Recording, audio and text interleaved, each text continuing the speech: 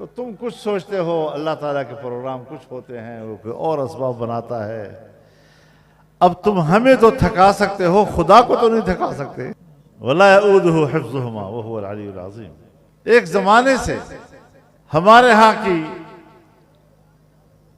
Establishment ہوں یا bureaucracy ہو یا حکومتیں ہوں، انہوں نے مدارس کے رجسٹریشن بند کی ہوئی تھی، بینک اکاؤنٹس ہمارے بند تھے۔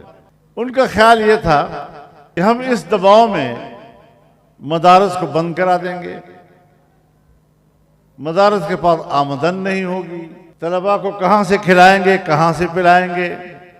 جو کوئی مسلمان اہل خیر ان کو چندہ دے گا، اس کا پیچھا کیا جائے گا، اس سے پوچھا جائے گا آپ مدرسے کو کیوں چندہ دے رہے ہیں، اور اس طرح پریشر کے اندر لوگ یہ مولوی صاحبان مدرسے والا کام چھوڑ دیں گے۔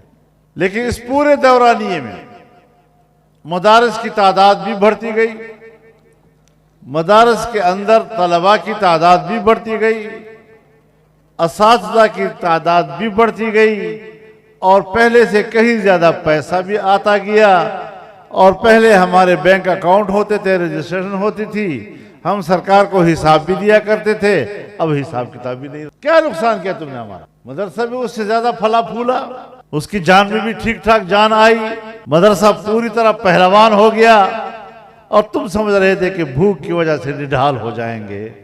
وہ بھوک کی وجہ سے نڈھال نہیں، مولوی کے پیٹ پر فرشتوں نے ہاتھ پھیرا ہوا ہے، برکت کا ہاتھ پھیرا ہوا ہے۔ ہمارے شیخ حضرت مولانا عبدالحق صاحب رحمہ اللہ ان کی قبر پر کروڑوں رحمت نازل فرمائے، ہمارے شیخ تھے، ہمیں حدیث پڑھاتے تھے۔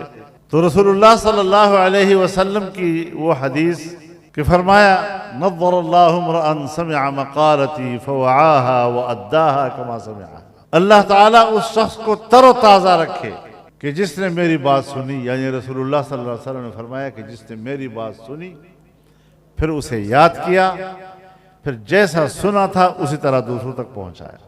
تو فرمایا کہ مدرسوں میں پڑھنے والے چاہے غریب ہوں، چاہے ان کے والدین کے پاس کھانے کے لیے کچھ نہ ہو، لیکن مدرسے میں پڑھنے والا تر و تازہ لگتا ہے۔ اور فرمایا یہ تر و تازگی مطلق ہے، اس سے دنیوی تر و تازگی بھی مراد ہے، برزخی تر و تازگی بھی مراد ہے، اور اخروی تر و تازگی بھی مراد ہے۔ تو آپ دنیا میں ہوں گے یا اس سے آگے جائیں گے، برزخ میں جائیں گے، آخرت کی طرف جائیں گے، جہاں جہاں جائیں گے تر و تازگی آپ کا استقبال کرے گی۔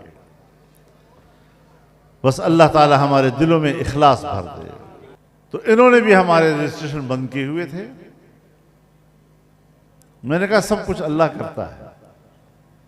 یہ الیکشن سے پہلے پی ڈی ایم کی حکومت بنی تھی، ہمارے 4 وزیر بھی تھے اس کے اندر، اسمبلی میں ہماری تعداد قومی اسمبلی میں 16 تھی، قانون سازی کے لیے ڈرافٹ بھی بن گیا تھا،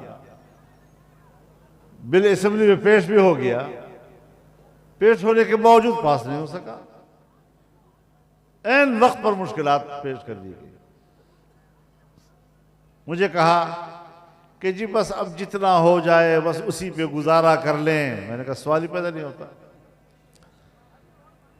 ہمیں کوئی قانون سازی کی ضرورت نہیں ہے، چھوڑ دو، یہی روک دو۔ اللہ تعالیٰ وقت لائے گا، ہماری جدوجہد جاری رہے گی، ہم مدارس کی آزادی پر کوئی قدغن قبول کرنے کو تیار نہیں۔